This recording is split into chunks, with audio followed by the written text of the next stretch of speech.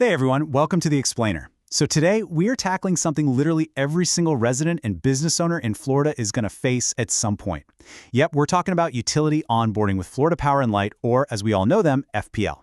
We're going to break down the exact step-by-step operational guide to getting your electric service up and running. If you want a totally clear, structured breakdown of the steps, the docs you need, and some serious insider tips to get those lights on without a hitch, well, you're in the exact right place. But hey, before we get into the weeds, let me ask you this. Have you ever tried unpacking moving boxes in pitch black? Or worse, trying to manage a business move without functional AC in the middle of a Florida summer? I mean, it is an absolute nightmare, right? Getting your electricity set up properly isn't just some boring administrative chore. It is literally the foundational step to making any space actually livable. We want to avoid all that stress for you entirely. And look, when we talk about power in Florida, we absolutely have to talk about scale. Just to give you a little perspective on the massive grid you're connecting to here, there were over 20 million lightning strikes in Florida in a single recent year. 20 million! FPL manages this incredibly complex grid through some of the absolute most extreme weather in the country. They're a massive utility, actually a subsidiary of NextEra Energy, and honestly, understanding their specific protocols is the key to navigating their system smoothly. All right, so here's our roadmap for today's explainer. First, the FPL service basics. Second, setting up your account. Third, understanding your billing options. Fourth, customer support and FAQs. And finally, number 5, sustainability and final takeaways. Let's dive in. Starting off with Section 1, the FPL Service Basics. Okay, so before you submit a single document to them, knowing exactly where you are on the map is absolutely your crucial first step. See, FPL operates across some very distinct regional service territories. Following the integration of Gulf Power back in 2022, we now have standard Peninsular Florida, and then there's FPL Northwest Florida. And you've got to notice here, they have entirely separate routing channels and contact numbers. Peninsular Florida is on Eastern Time, they've got extended Saturday hours, but Northwest Florida, they're operating on Central Time. If you call the wrong regional number, you're honestly just going to get bounced around on hold forever. So double-checking your exact service territory is step number 1. Moving right along to Section 2. Setting up your account. All right, let's get into the actual onboarding protocols. For a standard residential or commercial account, you really just need 3 basic data points. First, the exact physical address. Second, your preferred start date. And third, your identification. Now, usually this means a social security number, a U.S. driver's license, or a tax ID if you're a business. But wait, what if you don't actually have an SSN? The digital portal is absolutely going to stop you in your tracks, but don't panic. The move here is to just call customer care directly. They do accept alternative government-issued IDs, things like passports or social insurance numbers, but they have to manually verify those over the phone. Now here's where it gets a little tricky. If you're moving into specific municipal territories, we're talking places like Wellington, Palm Beach Gardens, Coral Springs, or Parkland, the rules completely change. These areas have what are called high-risk local regulatory requirements. You can't just make a quick phone call and boom, the power's on. No way. You have to provide physical proof of occupancy, like a recorded warranty deed or a signed lease. And honestly, even more critically, local guidelines strongly recommend taking comprehensive property photos. We are talking clear, well-lit shots of the meter faces, showing the tag numbers, the irrigation backflow assembly, the whole shebang. This basically creates an auditable baseline for you, just in case FPL technicians roll up and discover some nasty safety violations left behind by the previous owner. Hey, listen up, because here is a massive pro tip for anyone currently relocating. Very rarely do you perfectly move out of one house and into the new one on the exact same day, right? Usually, you're going to need the lights on at both places for at least a little bit. Well, FPL's system does allow a standard service overlap for a maximum of 45 days under a single profile. But if your renovation or your move is going to drag on longer than that 45-day window, their automated system actually blocks a simple transfer. You will literally have to formally stop service at the old location and open up a completely separate, distinct second account for the new property. Basically, you'll be juggling 2 billing cycles for a bit. So, let's talk about managing your capital specifically when it comes to those annoying security deposits. FPL uses a credit scoring system. If you're required to put down a standard cash deposit, it's usually equal to about 2 months of expected electric use at that specific property. That can be a lot of cash tied up. But there's this really cool alternative financial structure called an unconditional guarantor contract. Basically, if you know an active FPL customer who has a stellar payment record, they can legally assume financial liability if you default. It's a great workaround.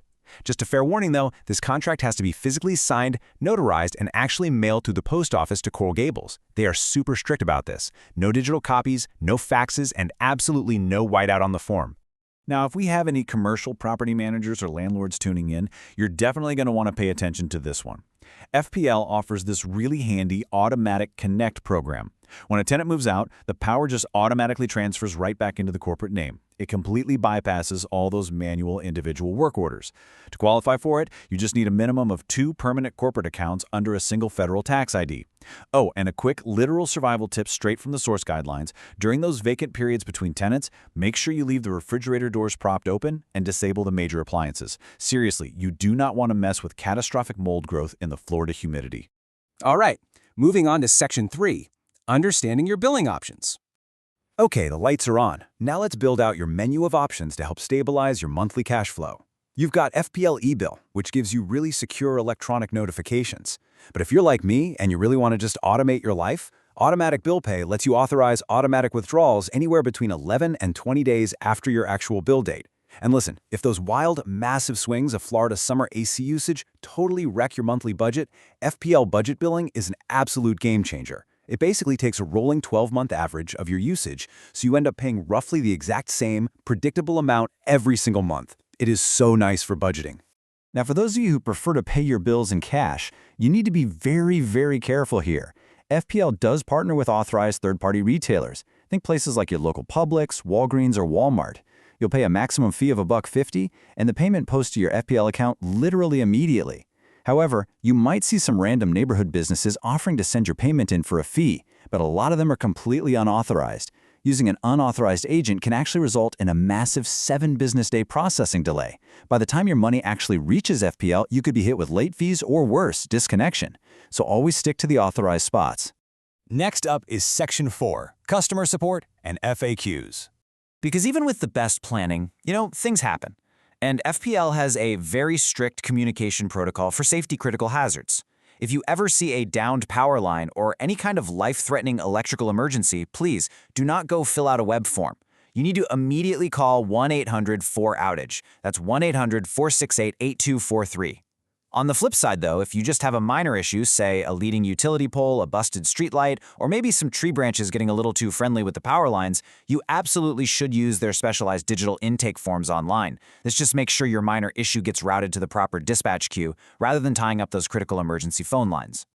This slide is for the developers, the builders, and the electrical contractors out there handling new construction. You guys actually completely bypass that standard consumer portal we've been talking about. You have to use the FPL project portal. And a heads up, take their password security seriously. If you fail your login 4 times, you get sent to a recovery page. But if you fail 10 times, your account is permanently blocked. It's super strict. Furthermore, FPL will not even dispatch a team out to your site until the physical meter can is fully installed, the cable route is completely cleared, and all your advanced engineering fees are paid up. Oh, and one more thing to remember. While licensed contractors are allowed to disconnect service, they are strictly prohibited from reconnecting it. Only official FPL technicians can re-energize a site after it passes a municipal inspection. And finally, we arrive at Section 5, Sustainability and Final Takeaways. Let's take a quick second to connect your daily account management with some broader environmental impacts.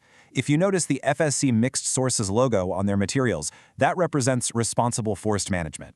Enrolling in FPL eBill doesn't just, clear the annoying clutter off your kitchen counter, it actively reduces paper waste. It's a super simple, actionable step you can take today to shrink your carbon footprint. Plus, and I found this fascinating, from the source text, 85% of all identity theft actually occurs offline. Yeah, through stolen mail and paper documents sitting in your mailbox. So going digital with your billing is really both an environmental win and a major security upgrade. To wrap things up, we do always have to include a quick professional disclaimer here.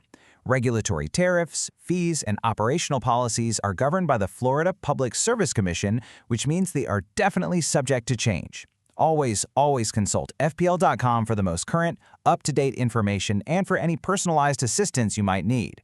Getting your utilities set up right isn't just about shuffling paperwork. It is literally about securing a reliable foundation for your life, your family, or your business. So I'm going to leave you with this thought. If 85% of identity theft happens offline with physical mail, and unexpected processing delays can leave you sweating it out in the Florida heat, Isn't it worth taking just 5 minutes today to audit exactly how your home's power is being managed? Thanks so much for joining me on this explainer, and stay empowered.